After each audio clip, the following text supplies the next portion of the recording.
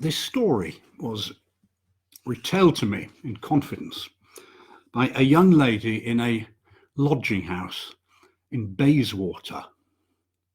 Now, I've changed the names, but otherwise I offer it to you tonight entirely in her own words.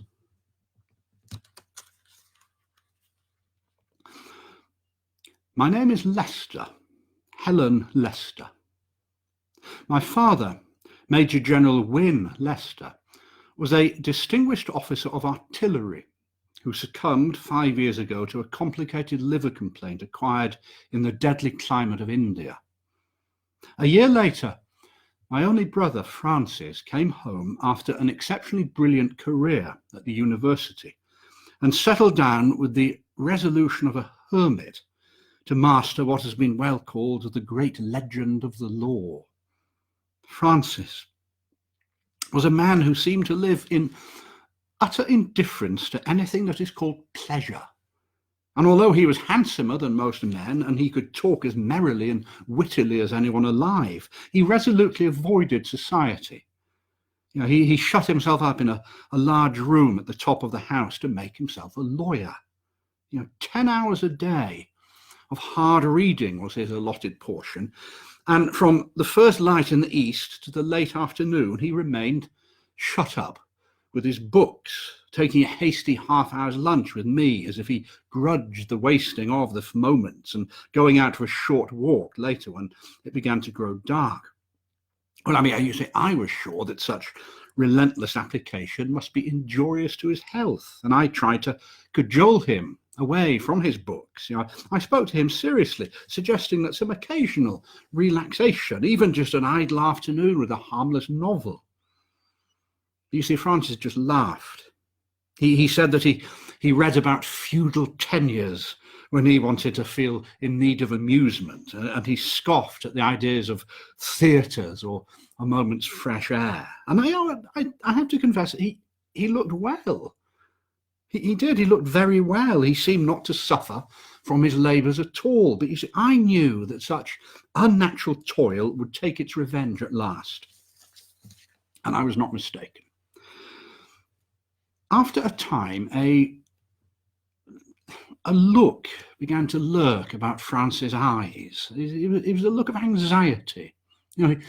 He seemed languid, and at last he admitted to me that he was no longer in perfect health. He was troubled, he said, with a sensation of dizziness. He would wake now and then at night from fearful dreams, terrified and cold with icy sweats. He told me not to worry, of course. He insisted he was taking care of himself and he would be perfectly well again in a week or two. But yes, I could see that he grew no better.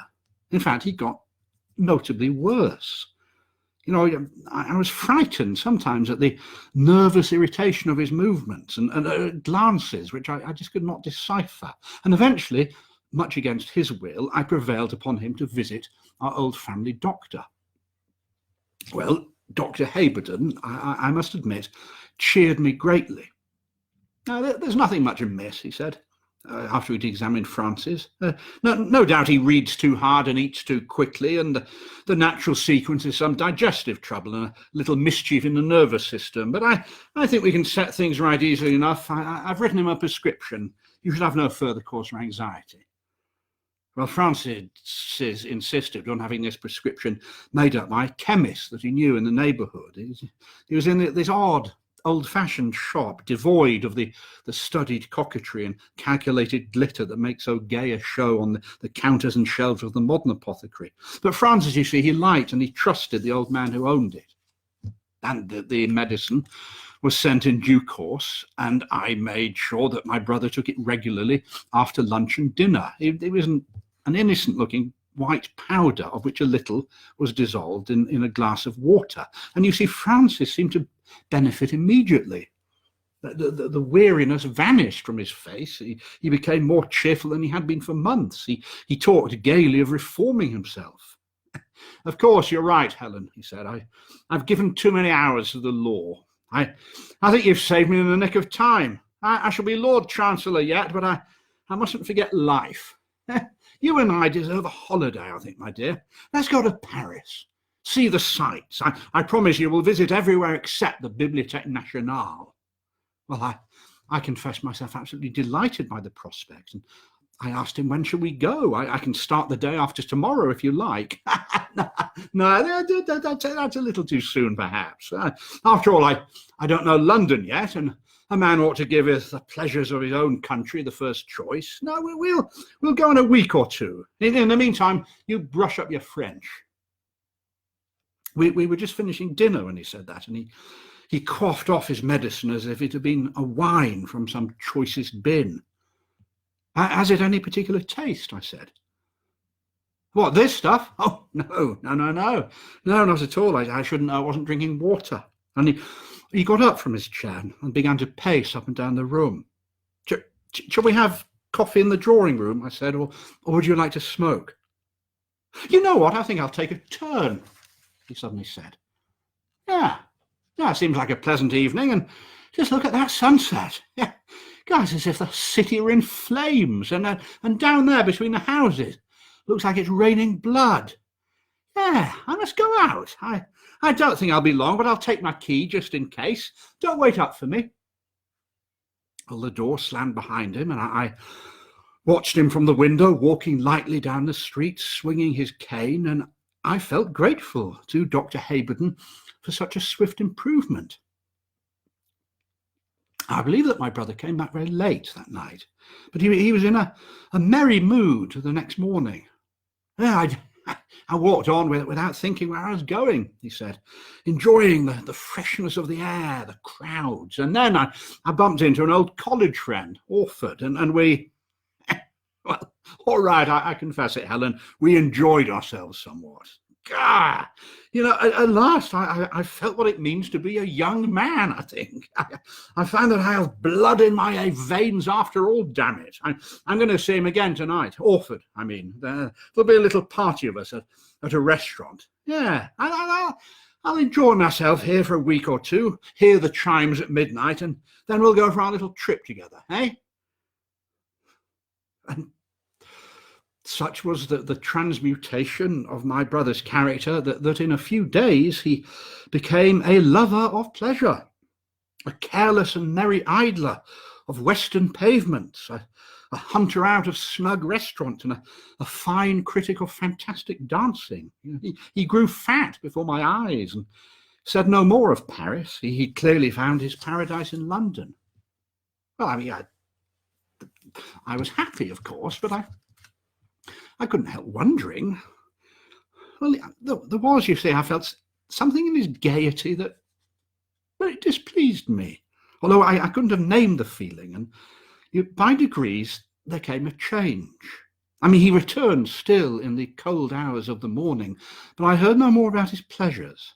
And one morning, as we sat at breakfast together, I looked suddenly into his eyes, and I saw a stranger before me. Oh, Francis, I said. Francis, what have you done? And I had to run from the room because although I knew nothing, yet I felt that I knew it all. And by some odd play of thought, I suddenly remembered the evening that he first went out. That picture of the sunset glowed before me, the clouds like a burning city, the rain of blood. And nevertheless, I battled my thoughts. After all, no harm had been done, and in the evening at dinner, I resolved to press him further to fix a day for our holiday to Paris. We'd talked easily enough as he ate, and Francis had just taken his medicine. The room had slowly gone from twilight to gloom. We dined without candles, and the walls and corners were indistinct in the shadow. From where I sat, I looked out onto the street, and as I thought of what I would say to Francis about Paris, the sky began to flush and shine, as it had done on that well-remembered evening, and in the gap between the two dark masses that were houses, an awful pageantry of flame appeared. Lurid halls of writhed cloud, grey masses like the fume blown from a smoking city, and an evil glory blazing far above, shot with tongues of more ardent fire. I looked down to where my brother sat facing me, and the words were shaped on my lips. when I saw his hand resting on the table. And between the thumb and forefinger of the closed hand, there was a mark. It was only a small patch, about the size of a sixpence, and the colour of a bad bruise. But I knew by some sense I cannot define that this was no bruise. For if human flesh could burn, and if flame could be black as pitch, such was that before me. Without thoughts or words, grey horror shaped within me at the sight, and in an inner cell I knew that it was a brand. My brother wore a brand. For the moment, the stained sky became as dark as midnight, and when the light returned to me, I was alone in the silent room, and soon afterwards I heard the front door shut. Well, late as it was, I nevertheless put on my hat, and I went straight to Dr. Haberden. And in his great consulting room, with stammering lips, I told him all, from the day on which my brother had begun to take his medicine, down to the dreadful thing that I had seen scarcely half an hour before. When I'd done, the doctor looked at me for a minute with an expression of great pity in his face.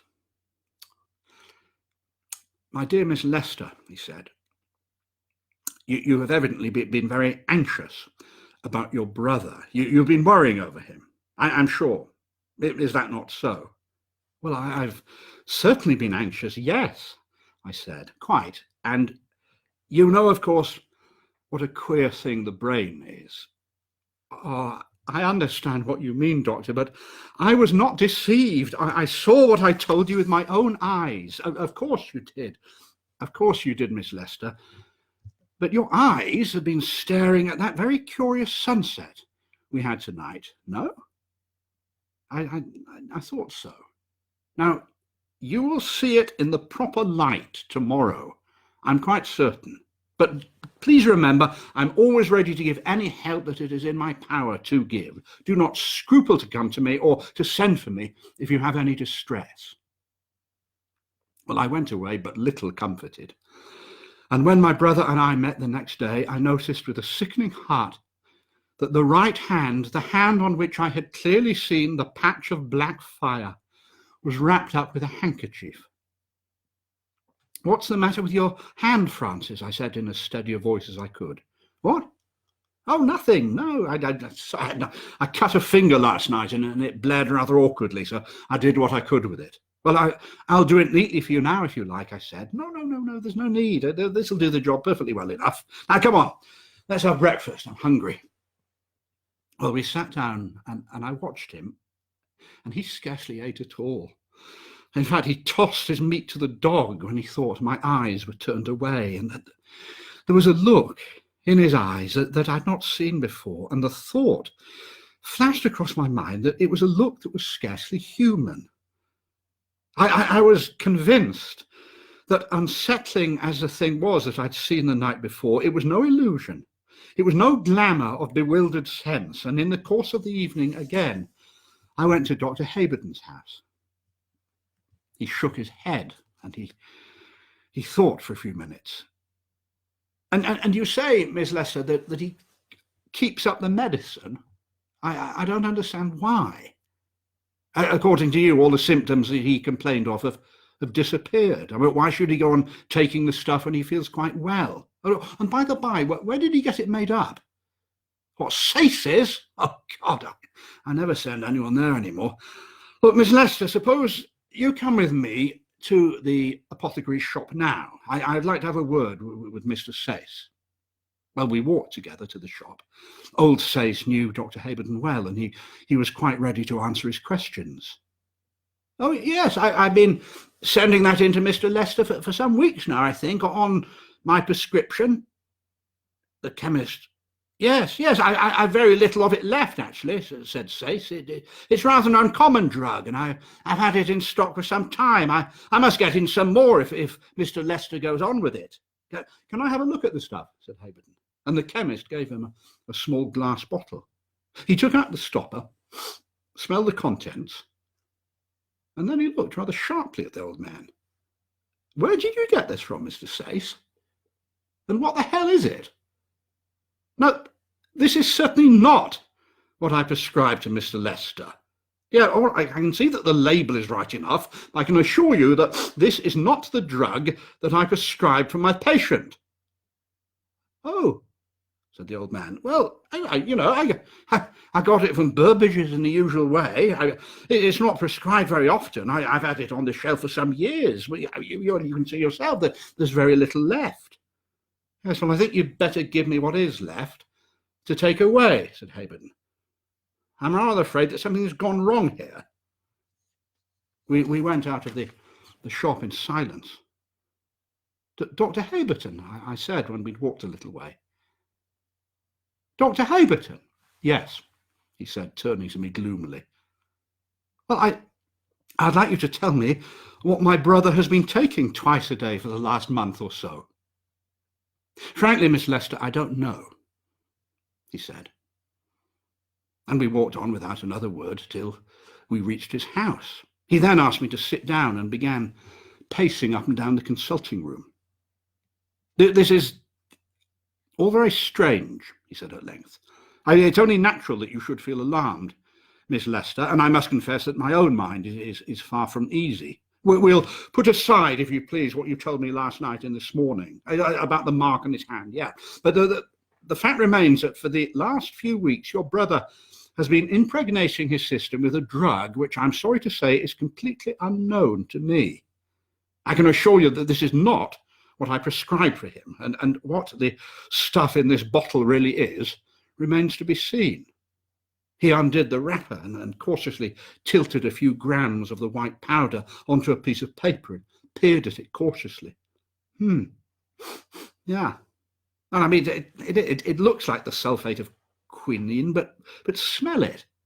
He held the bottle up to me, and it had this strange, sickly smell. It was vaporous and overpowering. It was like some strong anaesthetic. I shall have this analysed, he said. My friend Chambers, he'll enjoy looking at this, no doubt, and then we shall have something to go on.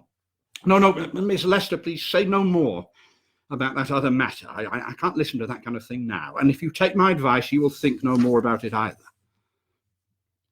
Well, that evening, Francis seemed tired, and he didn't go out as usual after dinner.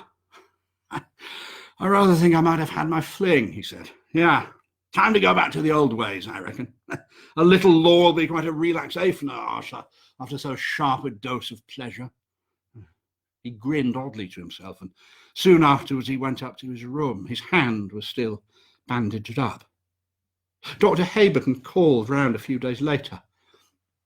I've no special news, he said. Chambers is out of town, so I know no more about the stuff than you do, but I'd like to see your brother, if he's in. He's in his room, I said. I'll take him to you if you like. No, please, Miss Lester, let me go up alone. We'll have a little talk together, Francis and I dare say the two of us have made a good deal of fuss over very little. After all, whatever the powder may be, it seems to have done him good, doesn't it? The doctor went upstairs, and standing in the hall, I heard his knock and the opening and shutting of the door. I waited in that silent house for an hour, and the stillness grew more and more intense as the hands of the clock crept round. And then there sounded from above the noise of a door shutting sharply, and the doctor came, hurrying downstairs. His footsteps crossed the hall, and there was a pause at my door. When he finally came in, there was an unutterable horror shining in his eyes. He steadied himself on the back of the chair with one hand, and then he gulped and stammered unintelligible sounds before he spoke. I have seen that man, he began in a dry whisper. I have been standing in his presence for the last hour. My God, and I am alive and in my senses. I who have dealt with death all my life and have dabbled with the melting ruins of the earthly tabernacle, but not this. Never this. He covered his face with his hands as if to shut out the sight of something before him. Do not send for me again, Miss Lester, he said with more composure. I can do nothing in this house. Goodbye.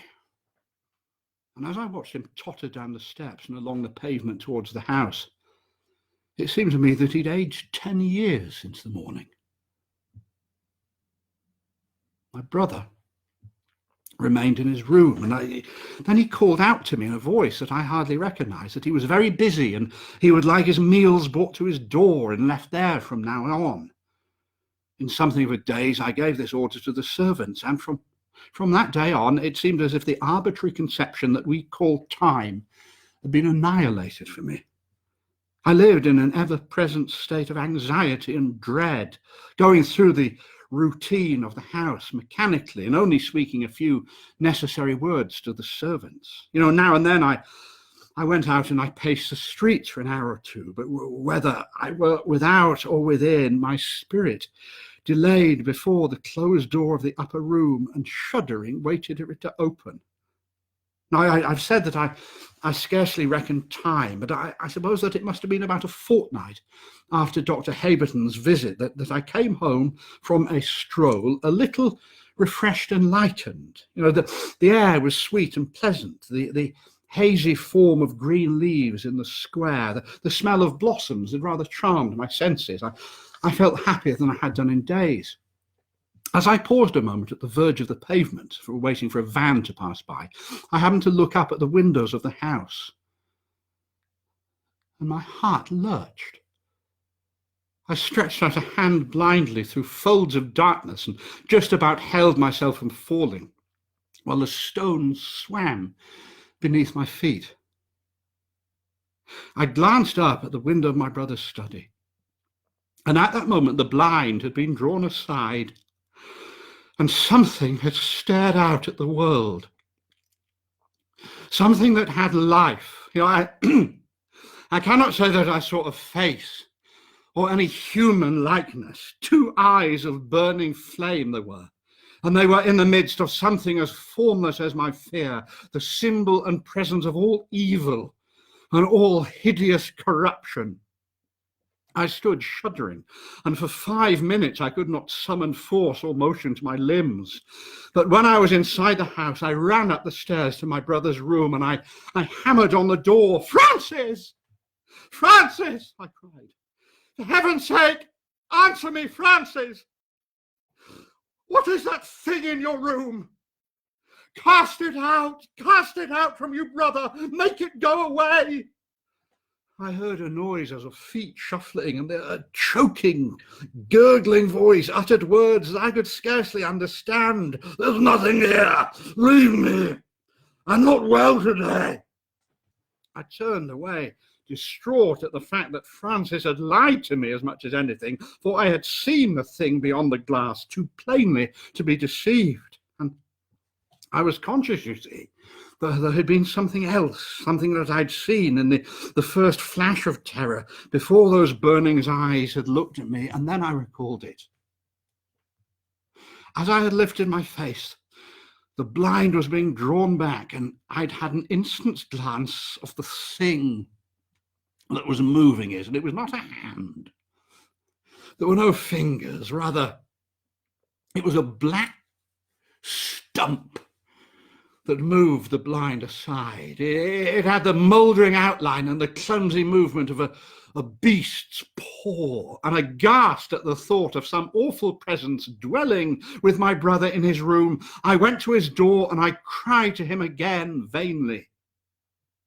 Day after day went by, and although I knocked and called and called and knocked again and again, still he would give me no answer. And then came the climax. It was dusk, and I was sitting in the darkening room, managing to read, when a terrible shriek rang out, and I heard a frightened scurry of feet dashing down the stairs. Moments later, the servant maid staggered into the room, trembling. "Oh, Miss Helen, look at my hand, miss, look at my hand," she said. I drew her to the window, and I saw that there was a black, wet stain upon her hand. I don't understand, Mary. What's happened here? I was doing your room just now, miss. I was turning down the bedclothes, and all of a sudden something fell on my hand. It was all wet, and I looked up and the ceiling was black and dripping on me. Well, come and show me. Bring your candle, I said. Now, my bedroom was immediately beneath my brother's, and as I went in, I was trembling.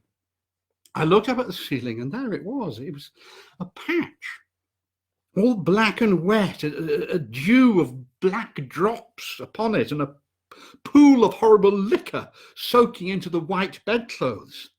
I ran upstairs and I knocked loudly, "Francis! Francis, what has happened to you?" And for answer, there came only a sound of choking, then a noise like water bubbling and regurgitating, and then silence. Now, in spite of what Dr. Haberton had said, I ran to him with tears streaming down my face. I told him all that had happened, and he listened to me with a face set hard and grim. "For your father's sake, Miss Lester," he said at last, "I will go with you.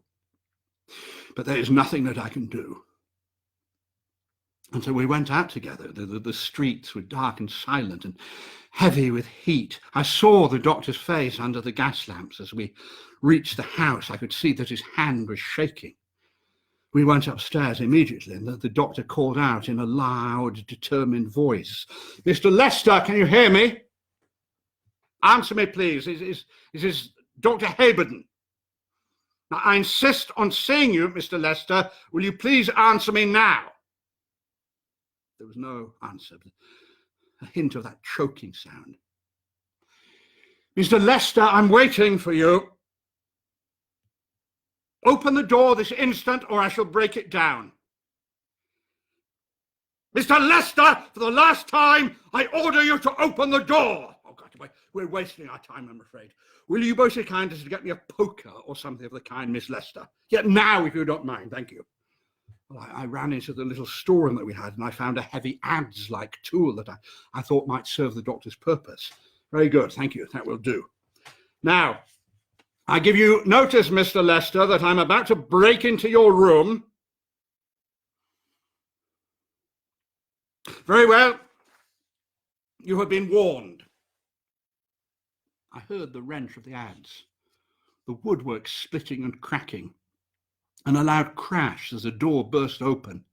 Then for a moment we both started back at a fearful screaming cry. And it was no human voice.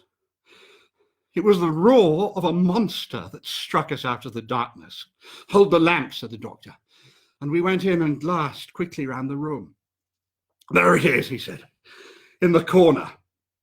I looked, and a pang of white-hot horror seized my heart. For there on the floor was a darkened, putrid mass, seething with corruption and rottenness. It was neither liquid nor solid, but melting and changing before our eyes, bubbling with unctuous, oily bubbles like boiling pitch. And out of the midst of this shone two burning eyes, and I saw writhing and stirring out of limbs, and something moved and lifted up what might have been an arm. Then the doctor took a step forward, raised the iron bar, and struck at those two burning points. He drove the weapon in, striking again and again in a fury of loathing.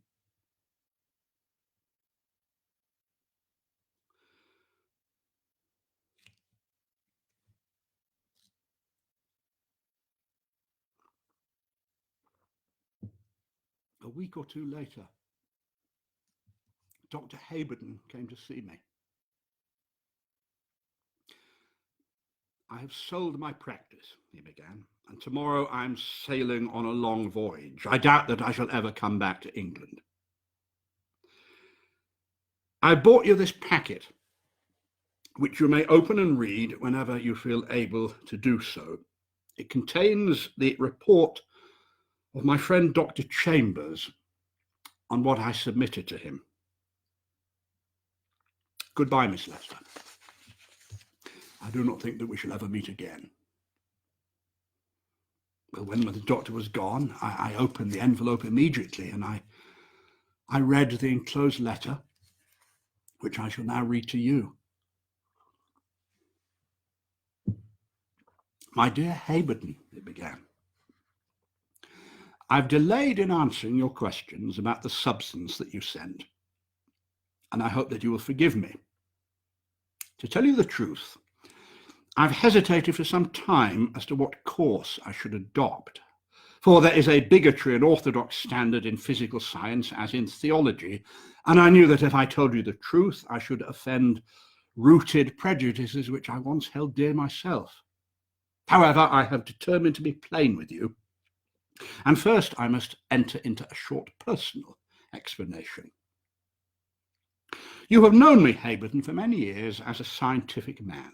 You and I have often talked of our profession together and discussed the hopeless gulf that opens before the feet of those who think to attain truth by any other means than the beaten way of experiment and observation in the sphere of material things.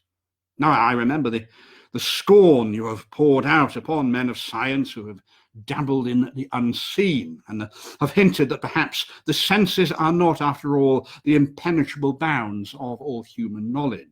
And we have laughed heartily together, and I think justly, at the occult follies of the day, the mesmerisms and spiritualisms, the theosophies with their lame tricks and feeble conjuring. And yet, in spite of all this, I must confess to you now, my friend, that I am no materialist myself, taking the word in its usual signification. It is now many years since I have convinced myself, a skeptic, remember, that the old iron-bound theory is utterly and entirely false. Now, perhaps this confession will not wound you so deeply as it would have done 20 years ago, for I think you cannot have failed to notice yourself that for some time hypotheses have been advanced by men of pure science which are nothing less than transcendental. And I suspect that most modern chemists and biologists of repute would not hesitate to subscribe to the dictum of the old schoolman, omnia exeunt in mysterium, which means, I take it, that every branch of human knowledge, if traced to its source and final principles, vanishes into mystery. I will not trouble you now with a detailed account of the painful steps which have led me to my conclusions. A few simple experiments suggested a doubt as to my then standpoint, and a train of thought that rose from circumstances comparatively trifling brought me far. But the result is that my old conception of the universe has been quite swept away. And I stand today in a world that seems as strange and awful to me as the endless waves of the ocean seen for the first time shining from a peak in Darien. I know now that the walls of sense that seemed so impenetrable are not the impassable barriers that we fancied, but rather the thinnest and most airy veils that melt away before the seeker and dissolve as the early mist of the morning about the brooks. But I'm sure that you will find all that I'm saying strange and repellent to your habits of thought, yet, Haberton, what I tell you is the truth, the sole and scientific truth, verified by experience.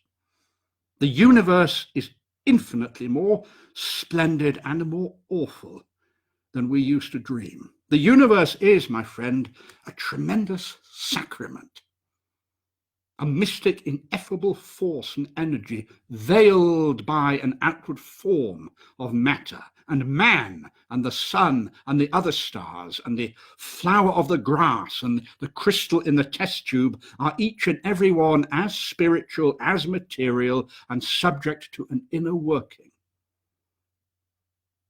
You will perhaps wonder, my friend, whence all this tends, but I think that a little thought will make it clear. You will understand that from such a standpoint, the whole view of things is changed, and that what we thought incredible and absurd may be possible. In short, we must look at legend and belief with other eyes and be prepared to accept tales that have become mere fables. Indeed, this really is of no such great demand. I mean, after all, modern science will concede as much in a hypocritical manner. You must not, it is true, believe in witchcraft, but you may credit hypnotism. Ghosts are out of date, but there is a good deal to be said for the theory of telepathy. Give superstition a Greek name and believe in it should almost be a proverb. But so much for my personal explanation. You sent me, Ableton, a file, stoppered and sealed, containing a small quantity of flaky white powder obtained from a chemist who has been dispensing it to one of your patients. Now, I'm not surprised to hear that this powder refused to yield any results to your analysis. It is a substance which was known to a few many hundred years ago, but which I never expected to have submitted to me from the shop of a modern apothecary. There seems no reason to doubt the truth of the man's tale. He no doubt got it, as he says, from the wholesale chemists, and it has probably remained on his shelf for 20 years, perhaps longer. But here, what we call chance and coincidence begin to work. During all those years, the salt in the bottle was exposed to certain recurring variations of temperature, variations probably ranging from 40 to 80 degrees. And as it happens, such changes recurring year after year at regular intervals and with varying degrees of intensity and duration have constituted a process. And a process so complicated and so delicate that I question whether modern scientific apparatus could produce the same result. For the white powder that you sent me is something very different from the drug that you prescribed. It is, in fact, the powder from which the wine of the Sabbath, the vinum sabbati, was prepared. Now, no doubt you have read of the witches' Sabbath and have laughed at the tales which terrified our ancestors, the black cats, the broomsticks, the dooms pronounced against some old woman's cow. Now, since I have known the truth, I've often reflected that it is, on the whole, a happy thing that such burlesques as this is believed, for it serves to conceal much that is better should not be known generally. If, however, you would care to read the appendix to Payne Knight's monograph, you will find that the true Sabbath was something very different, although the writer has refrained from printing all that he knew. The secrets of the true Sabbath were the secrets of remote times surviving into the Middle Ages, secrets of an evil science which existed long before Aryan man entered Europe. Men and women, seduced from their homes on specious pretenses, were met by beings well qualified to assume, as they did assume, the part of devils, and taken by their guides to some desolate and lonely place. Perhaps it was a cave in some bare and windswept hill, perhaps some inmost recess of a great forest. And there the Sabbath was held. There, in the blackest hour of night, the vinum sabbati was prepared. And this evil gruel was offered to the neophytes, and they partook of an infernal sacrament, sumentes calicem principis inferorum, as an old author well expressed it. And suddenly, each one that had drunk found himself attended by a companion, beckoning him apart to share in joys more exquisite, more piercing than the thrill of any dream, to the consummation of the marriage of the Sabbath. Now, it is hard to write of such things as these, and chiefly because that shape that allured with loveliness was no hallucination, but awful as it is to express the man himself. By the power of that Sabbath wine, a few rains of white powder thrown into a glass of water, the house of life was riven asunder, and the human trinity dissolved, and the worm which never dies, that which lies sleeping within us all, was made tangible and an external thing, and clothed with a garment of flesh.